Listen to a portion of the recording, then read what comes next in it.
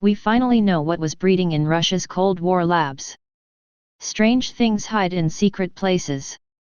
In April 1979, a mysterious biological weapon escaped from a lab in the Soviet Union, killing at least 66 people and an unknown number of animals in what is now central Russia. Almost 40 years later, researchers have finally sequenced the genome of the bacteria behind the deaths, confirming that it was a strain of anthrax-causing bacterium, Bacillus anthracis, which had been modified by Soviet scientists. Although the Cold War is over, the threat of biological warfare still looms, and now that the researchers have the genetic sequence of this anthrax strain, they'll be able to identify if the deadly bacteria, or any of its relatives, happens to be released again. And hopefully they'll be able to figure out how to stop it.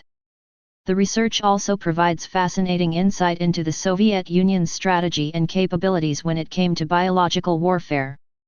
At the time of the accident, this deadly strain of anthrax was being stored in a top-secret lab called Compound 19, near the Soviet city of Sverdlovsk, which is now known as Ekaterinburg.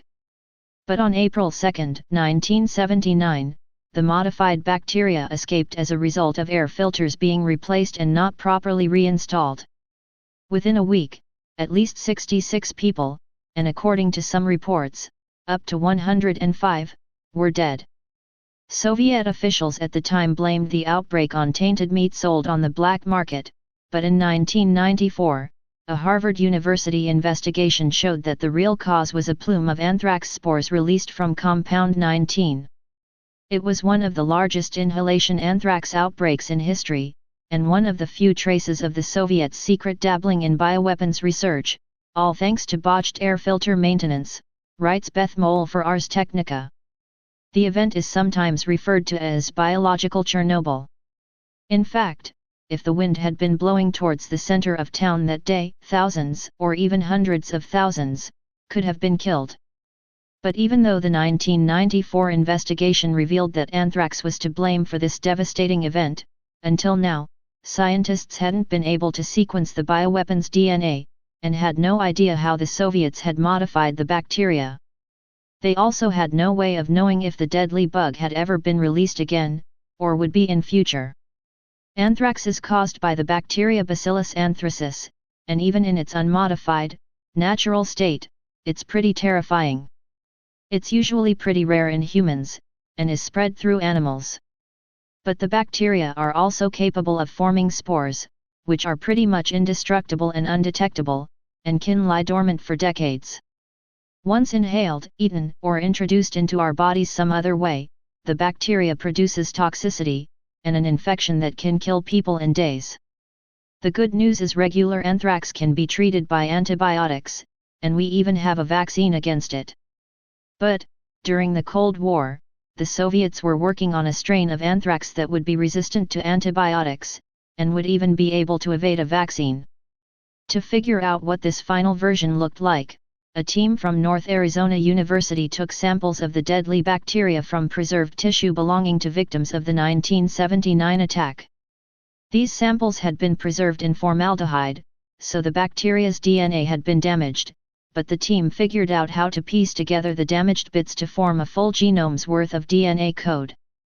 When they compared this new strain to the family tree of other anthrax strains, they found that it was a very close relative of the original vaccine strain of the bacteria. In fact, there were just a few genetic differences between them.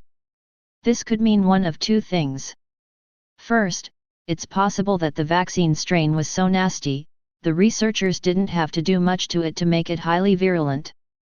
All of this is highly suggestive of a weapons program that identified a suitable strain, maintained master cell stocks to avoid extensive passage, and performed minimal manipulations in order to maintain virulence, the team concluded.